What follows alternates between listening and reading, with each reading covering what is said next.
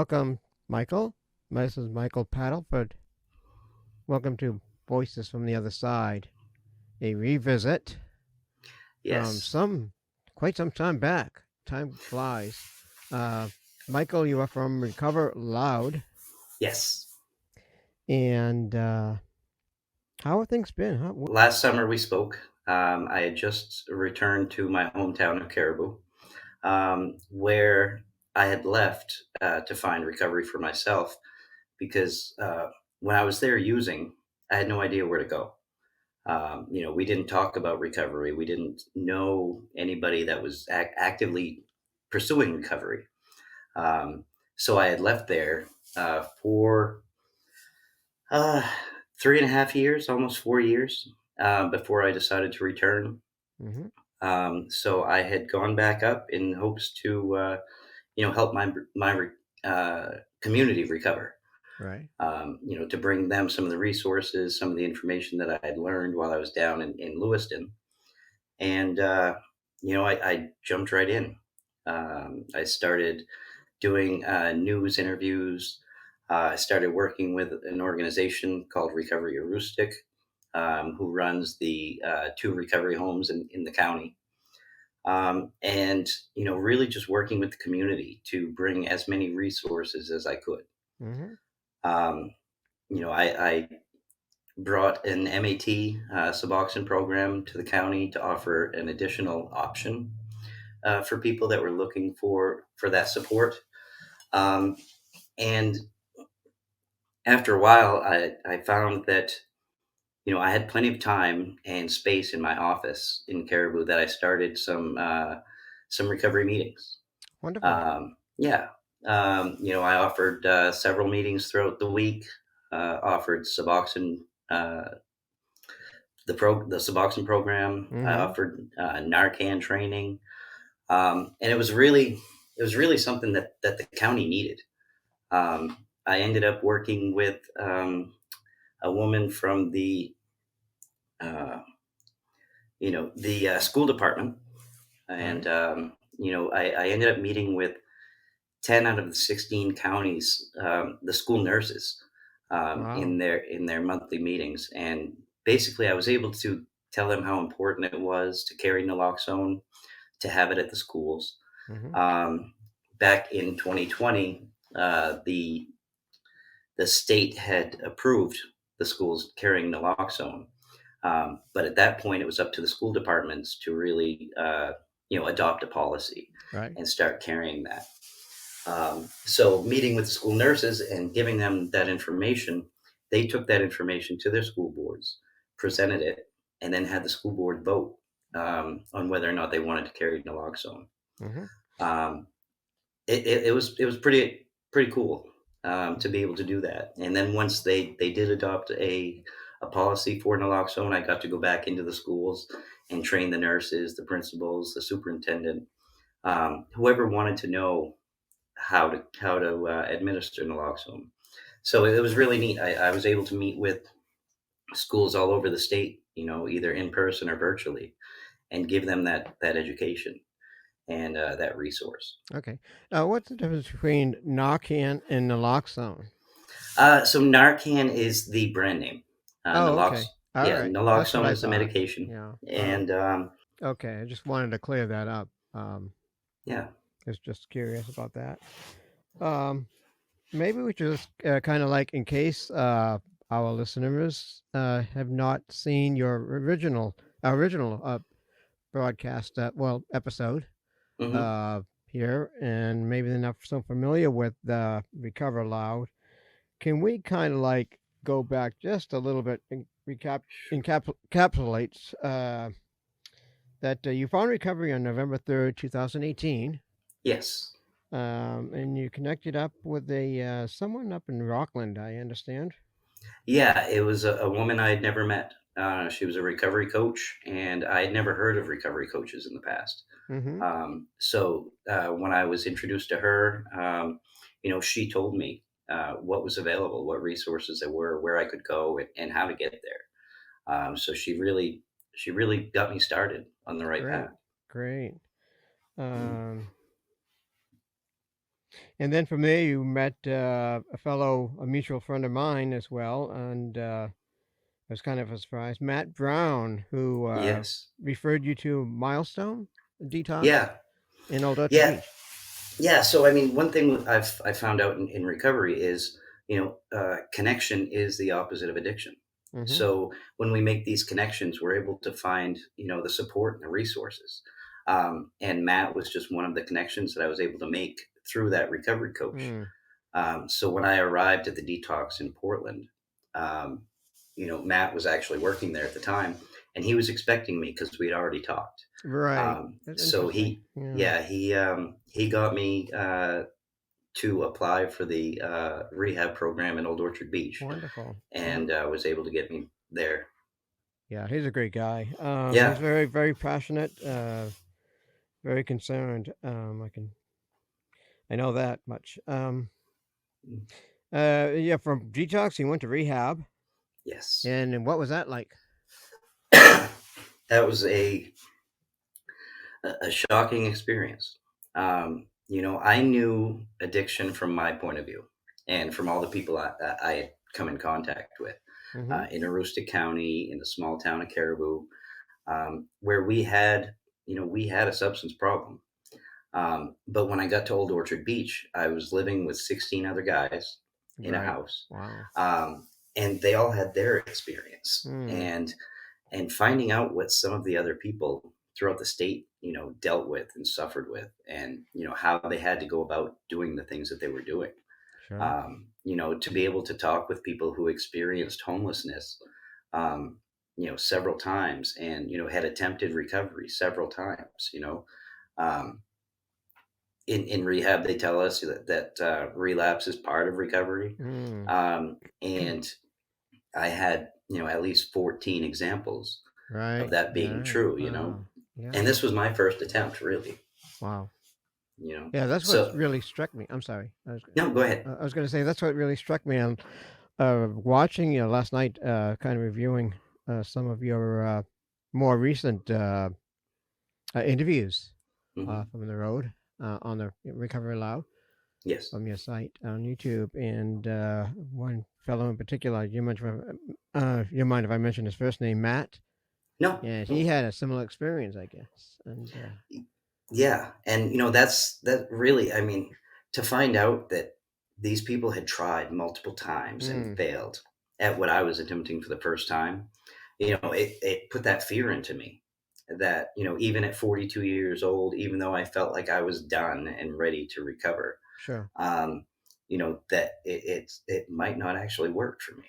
Mm-hmm. you know so I've got that in the back of my head all the time, that at any time, no matter how far into this I am, I'm one bad decision from ending up back on the streets, and possibly dead. Right. Kind of like, how did you phrase that? Believing in the power of Mike and his Mhm. thinking, and all that. Oh And, yeah. like you say, just Yeah, kind of like see, had i you i up on had the, yeah. I had my one worldview. Mm-hmm. And while I was using, my view was through a small slit in the blinds in the back bedroom of a house in Caribou, Maine, where all I saw were trees. Mm, And then I got out into the real world, and I got down to Portland, I got down to Old Orchard Beach, and I saw how big the world actually is. My one experience wasn't enough to give me a good view of really what's going on out there. right. We only know what we know, and Yeah, I exactly. was finding out so much that I just didn't know. That's what interesting. That's what Jerome Weiner said. You only know what you know. I Yeah. mean, yeah, like if you're coming out of prison or something, reentry. Mhm. That's Yeah. very true. And that's when we consider accepting people, for their situations, accepting them, and meeting them where they're at. Mm, That's a big part of it. Understanding that their experience, their knowledge, their upbringing has brought them to where they are. They that's don't know true. anything more than they've been shown. and Right. this the same was for me. So Mm. finding out that people were seeing the world differently, just based on what they experienced was pretty interesting. That's so much so like peer support. We learned that Yeah. in certified, become a certified support specialist. Everyone Hmm. has their own worldview, so that's Absolutely. very valid. Yeah, and that's actually what brought me to creating Recover Loud, Hmm. is to share different experiences.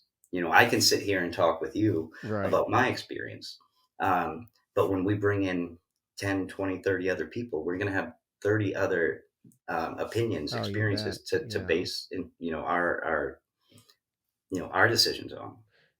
I've heard it said that everyone's definition of recovery is so different too. Yes. Yeah.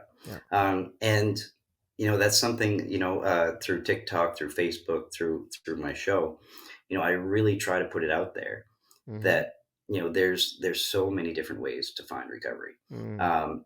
In my definition of recovery is really just, it's the process it's the journey through the process of change. You Right. know, whatever we decide we're going to work on, that's what our recovery path is going to be based on. Hmm. You know, I'm trying to quit substances or stay away from substances. So I found a path that works for me. But once I stopped using, it doesn't mean I'm recovered. That doesn't mean that I'm all better. There's still these personal issues that I have to look at and deal with. And, because my experience gave me this, I have to correct that. That doesn't Mm. mean that you need to correct that same thing. So why would your path be the same as mine? We're all dealing with different things, you know? Right. Right. That's very true. That's very Yeah. very wise. Great wisdom, Michael. Thank you. Even a friend of mine, Deborah, who I've interviewed here on my podcast, said this is very interesting, and this is so unique from everyone else. I mean, some people might fall out of their chairs when they hear this, but she said, I didn't really like to be considered in recovery because that means that I've lost something. And I thought, Mm, that's interesting. yeah. Yeah. Yeah, lost something that I've never had, or something to that effect. And so it really is Mhm. different for everyone. Yeah. I mean, when we're in recovery from a medical condition, we're healing that part of our body. Mm, When it comes to that medical condition, once that's healed, that's recovered. But it's not the same. It's different. It's right. stronger. It's got more experience than it had before. Oh, sure. Um, but in medical recovery, once that we don't continue working on things, you know what I mean? When Mm, it comes to living in recovery, it's a constant process. I work on something today. I may do better at it tomorrow. I may not do better at it next week, and I have to revisit that. right. Kind of like a relapse. It's but once I work on that, I can find something else to work on. And it's a Okay. constantly making tomorrow a better, uh, constantly working towards better tomorrow. One of your, as I mentioned earlier, not on here, this program, but earlier in preparation, that I mentioned I was watching Ashley Rennie. Is that it? Yes. Yes, very interesting. And she says something very similar that if it weren't for continuing, the recovery process, she'd be right back where she started from. Yeah. And I thought Yeah. that was interesting.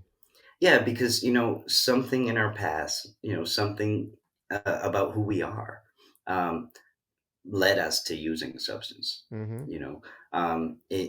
In middle school, high school, people start drinking. I started drinking when I was 11 years old. Wow. I wanted to be like my aunts and uncles, who I thought were great. They lived on the lake. They had all this money, Mm-hmm. and they were living a life that I didn't have living with my parents. Right. You know, so to be more like them, I started drinking. Mm. Mm-hmm. And from that experience, I learned that drinking was, take in as much alcohol as you can till you're passed out or throwing up on the ground. Wow. Mm. So then later on in life, when I was going to the bars at 17, traveling to Canada, I was staying all night long, until they wouldn't serve me another beer. Mm. And at that point, I'd get woken up off the bar, handed the keys, and I was the designated drunk driver for the night. Wow. You know, Well, like your friend said down in the one fellow in, I'm sorry, can't remember recall his name, but in Massachusetts, he had the opportunity to really work. Actually, he met started some of his dreams of becoming a musician, and I guess he mhm. was a drummer or something like that. Or Yeah, and that was Keith Keller, mm, who is also a registered nurse, right, who works in the addiction field. And his experience was the same. He was working in clubs as a drummer right. at 15, 16 years old, and Mm. being paid in drinks and party favors. I'm surprised Um, that if one thing I'm surprised that actually, I suppose in those days maybe it was looked mhm. askance a little bit more than it would be today. Yeah, yeah. I mean, he's a little older than I am, Right. but those experiences, age doesn't matter. We No, it start, doesn't. when we Yeah, start, they look similar. You know, sure. we may have hundreds of different reasons why we started, but if we put 100 people in a room, we're going to have started using substances for many of the same reasons. Mm, So when we're in recovery, we have these same things to work on, but not necessarily everything. right. I may need more than somebody else. I may need less, and I'm probably going to need different anyway. Mm, So where I put my focus is going to be my path. mm-hmm. So what about today? In review of where are things, how do things look other than with the Narcan and all that, and every Mhm. day. I mean, I know mental health things just keep getting worse. It seems I keep hearing. Yeah, so I've done a lot of work in advocacy. Mm-hmm. Last year we had just successfully gotten the Good Samaritan bill expanded Great. to include protecting everybody on the scene from all drug related Right. crimes. Right. That's good. And today there's a bill going up to change that and restrict some of those protections. People out there, they want to have somebody to blame for the Mm. overdose. Which I guess I can understand a little bit. Family members, they want someone to pay, but honestly, when we look at the person who's overdosed, they got what they wanted, Mm-hmm. and unfortunately, this may have happened. With the introduction of fentanyl and now xylazine into the drug supply, people aren't necessarily getting what they want. They're getting tricked into getting something different. Sure. And, these overdoses are caused. But anybody on the streets today that's looking for an opiate, Mm. they're not getting heroin. No, They're it's getting frightening. Yeah, yeah, they're they're getting getting something fentanyl. that poison. It's not Yeah. even a drug. I mean, Yeah. And that's what they're addicted to today. that's awful. Unfortunately, a very little bit of fentanyl can kill somebody who's never used, but somebody who's Mm. been using right along has built up that tolerance. But still, the chance of overdosing and dying is still very real. Right. Um, so getting Narcan out to the schools, I thought was huge. Mm. There Absolutely. was I ended up training 15 different school departments across the state, and supplying them with their first doses of Narcan. Um, and what surprised me is these school nurses, they didn't understand or really believe that it was necessary for them to have this in the school. Some people saying, "Well, I'm at a middle school. Our students aren't getting involved in that stuff." Mm. Um, but I have to remind them that parents go into the school systems every day. Um, Teachers, janitors, bus drivers, coaches, we're all people, Mm. and everyone struggles with something. And they're not necessarily going to tell their coworkers, but chances are, some of them may be struggling in the same ways, and that Narcan may save a coworker. Mm. You know, True. True. yeah. So, what are they trying to roll back? Do you know, and why? Yeah. So, the bill that's out there right now, and we're advocating against it. um, would decrease the list of crimes that are protected under the Good Mm. Samaritan bill. Okay. Um, they want to be able to charge someone with trafficking, and some of those other drug crimes. Um, and the reason it's not a good idea is because people on the scene, if they're afraid they're going to jail, they're not going to call 911. That's right. You know, and that's the most important thing that needs to be done when we come across an overdose. Mm. It's a medical emergency. You know, with the substances on the street today, Narcan may not work. So um, getting the medical professionals there to take care of the issue is really top priority. Critical. Yeah. Yeah. So if people are afraid to call, then the overdose death rate is just going to increase, Mm. and it's unnecessary. They want to assume and believe that basic human rights is the first thing on everybody's mind, and saving their friends is going to be their top priority.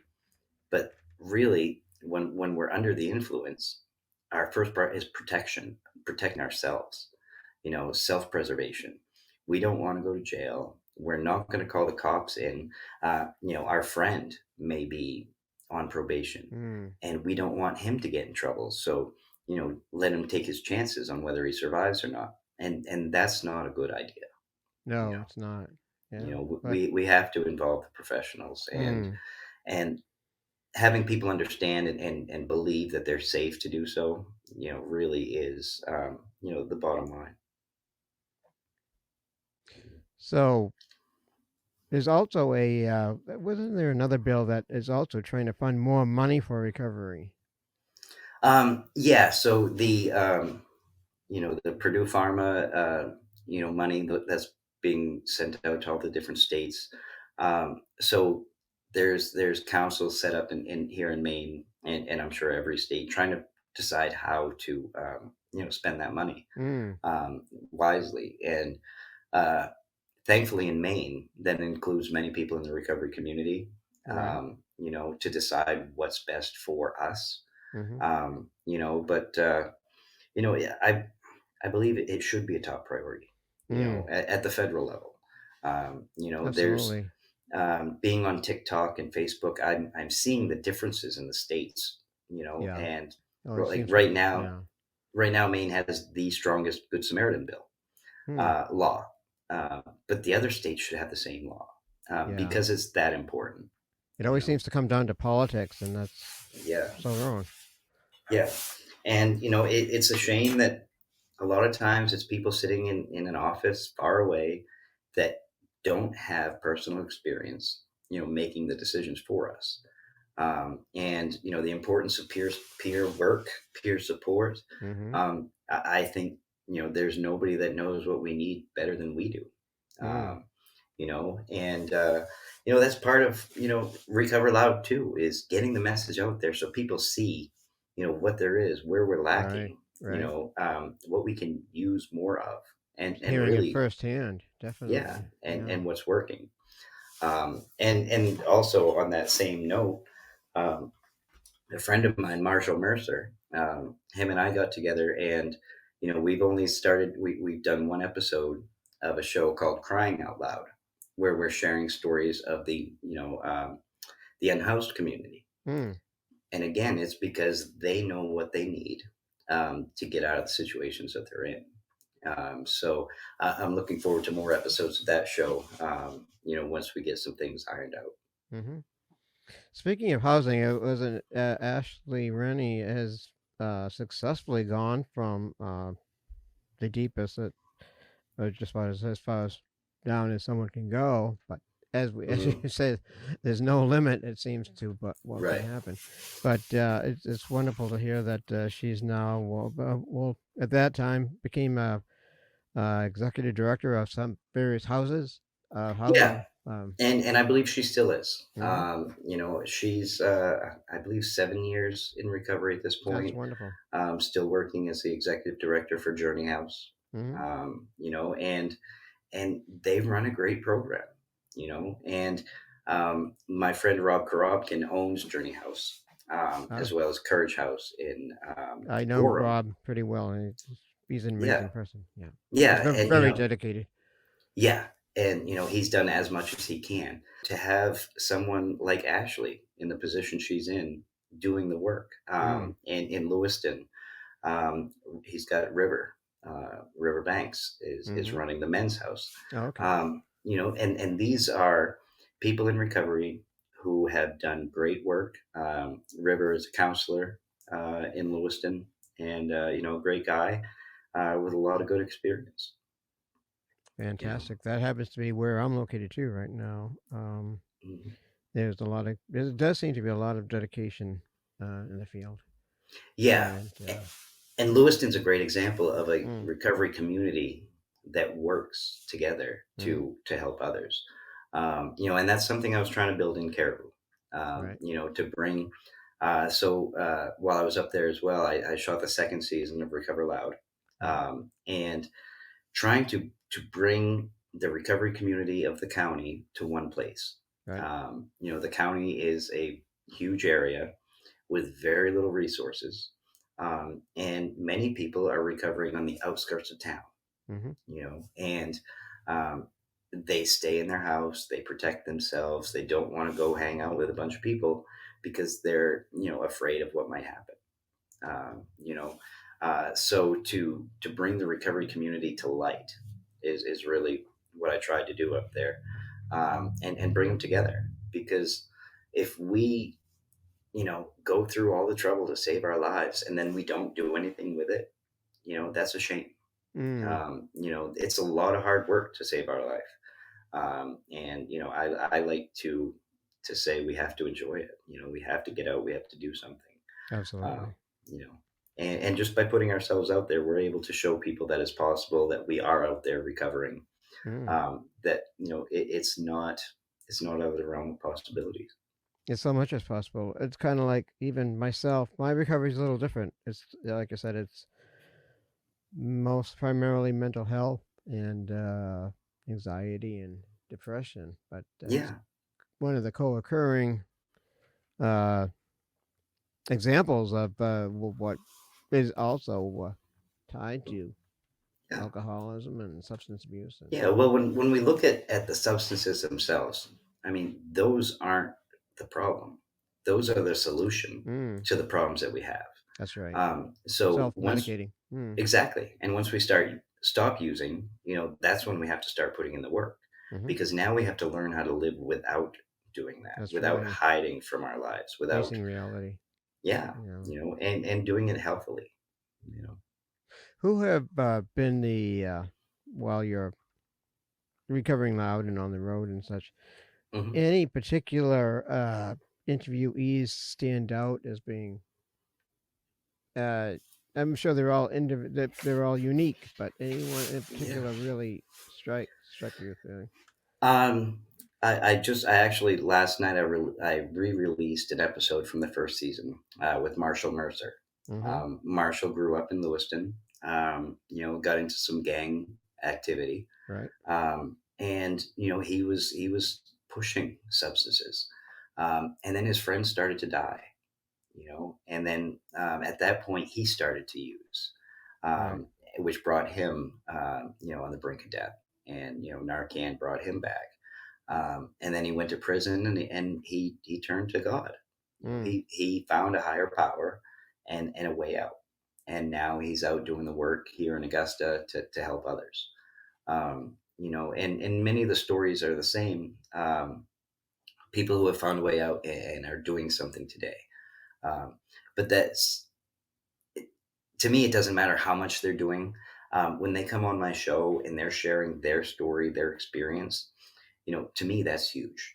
Mm. Mm-hmm. Because now thousands of people are hearing their story. And, out of those thousands of people that hear it, at least a dozen are going to, relate to it. And, to me, that's what it's all about. And Just I was going to getting. say, it always seems to get back to the sharing of the story. Yeah, yeah. And the 12-step meetings, um, some of the most effective meetings are when we have speakers, Mm. sharing their experience. Mm-hmm. Um, you know, I followed the 12 steps, for the beginning part of my recovery.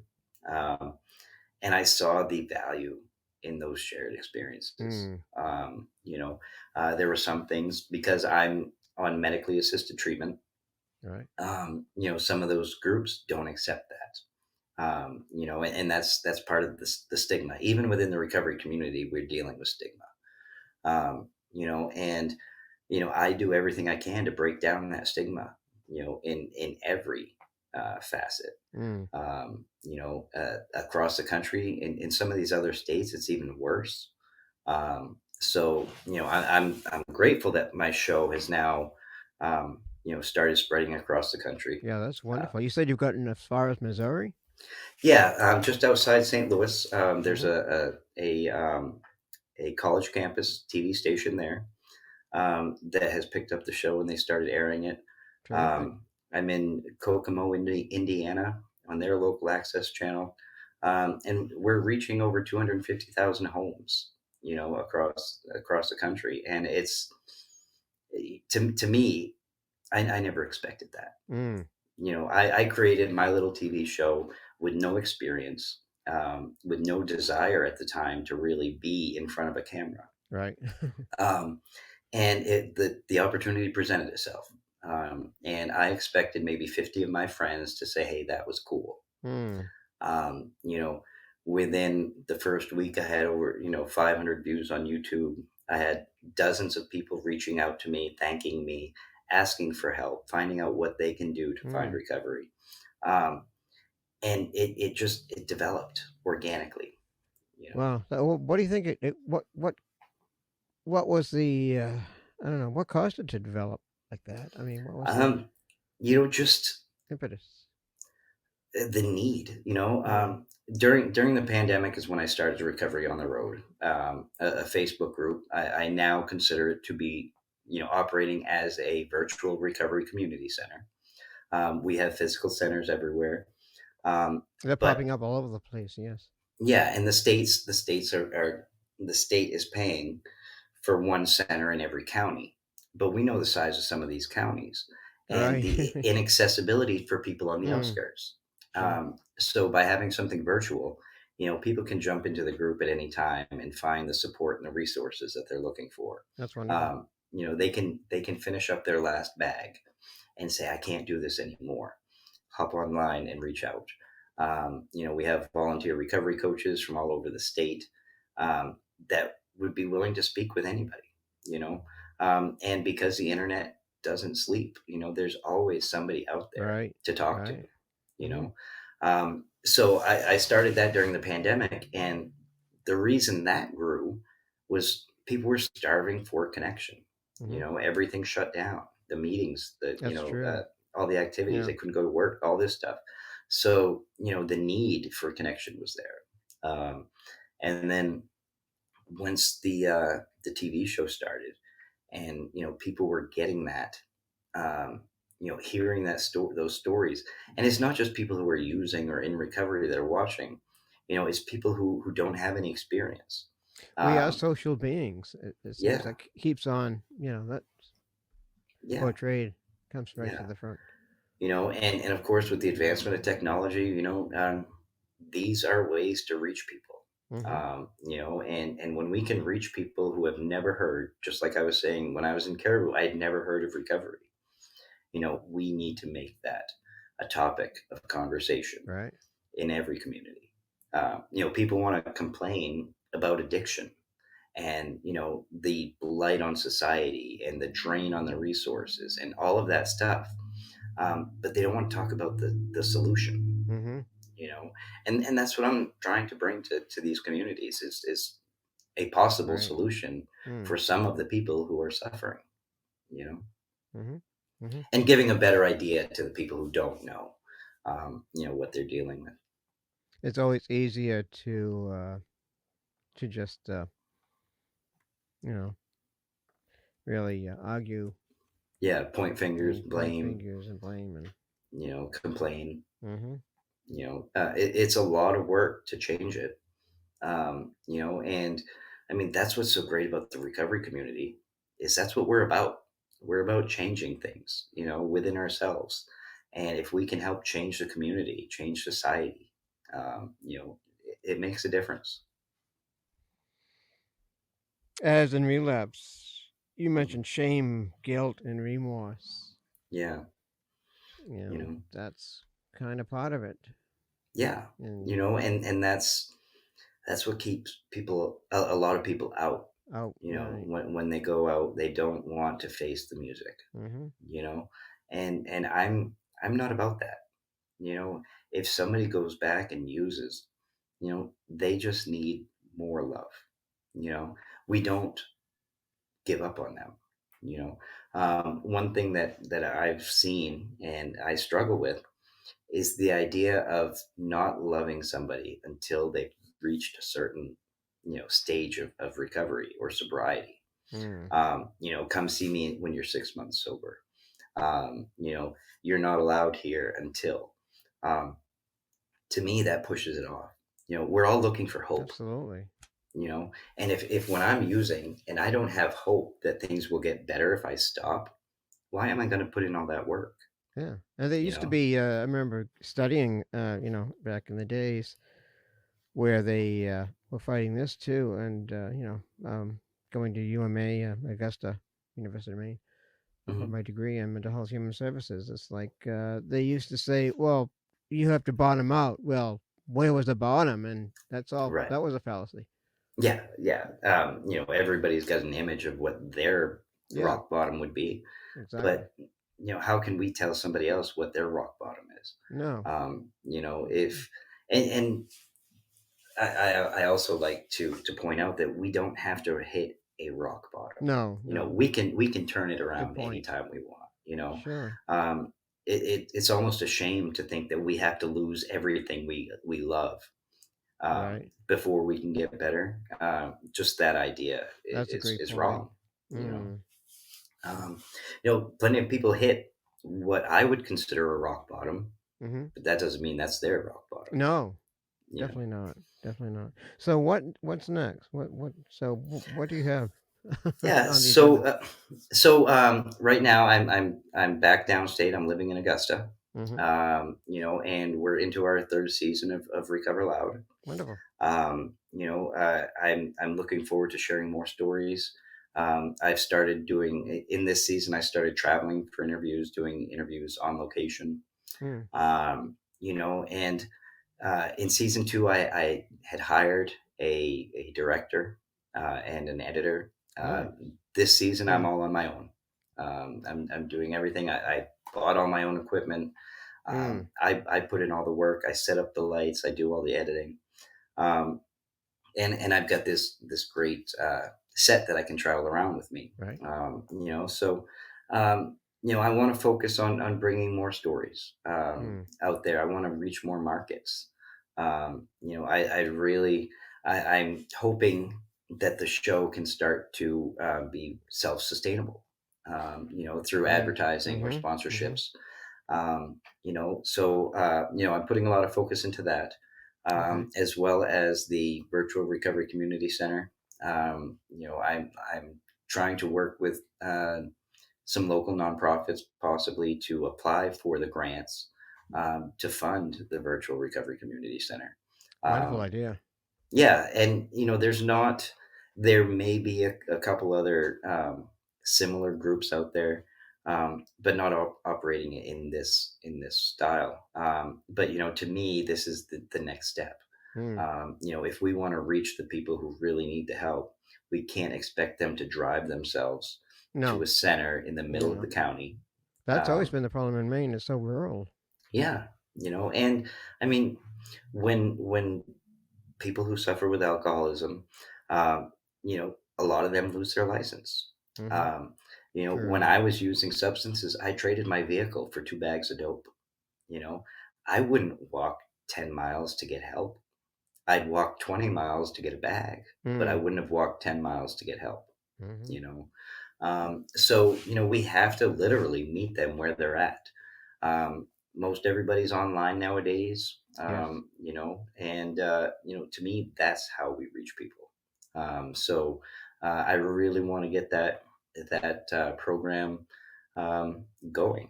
We've got 1,200 people from around the world as part of Recovery on the Road right Mm, now. And just like I said, the benefit of peer support, and that's what it comes down to. it does, doesn't it? We're not professionals sitting here. I mean, I am studying to get my bachelor's degree in human services, Mhm. Mhm. but we're not a treatment program sitting there trying to find patients.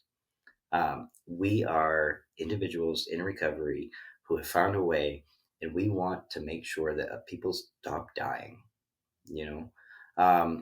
You asked earlier, and I was going to mention, last year Maine lost 716 people to a fatal Wow. overdose. Yeah. The year before, it was 600 600, something? Yep. yeah, Something like 603 that. or 600. Yep. So the numbers are going up. But can you imagine what those numbers would be if we weren't out here on the streets giving out Narcan, pushing the True. Good Samaritan bill? Yeah.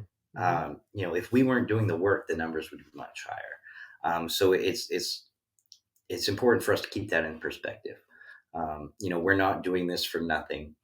We're not losing the battle. It's just True. we need more. Mm. More of what works, Yeah. and The war on drugs, that's such a fallacy. yes, yeah. That's a war on people. Mm. Groups of people, segments of the population. It's not against the drugs. No.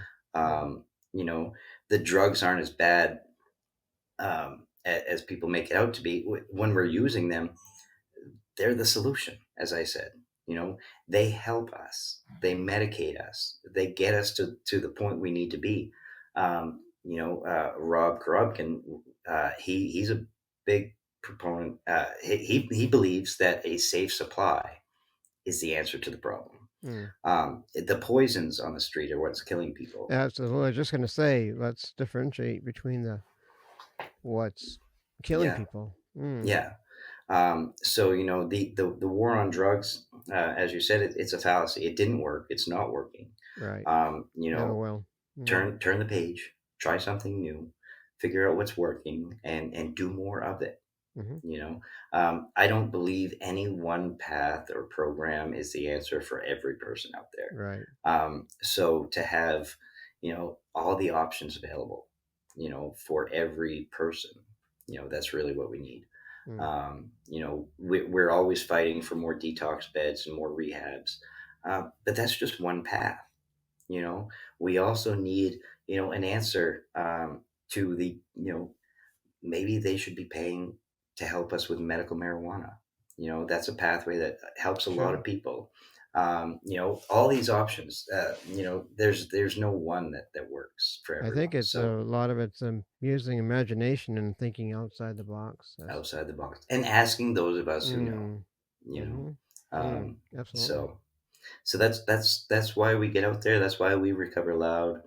You know, um, that's why I put recovery on the road there. Addiction has no boundaries. We need to reach everybody everywhere in every way possible and offer Mhm. them every possible solution for them to figure out what's going to work for them. Mm. Addictions has no boundaries. Absolutely. Absolutely. Well, I've enjoyed speaking. Enjoyed your presence today, Michael. As always, you do wonderful work, and keep at it, Thank you.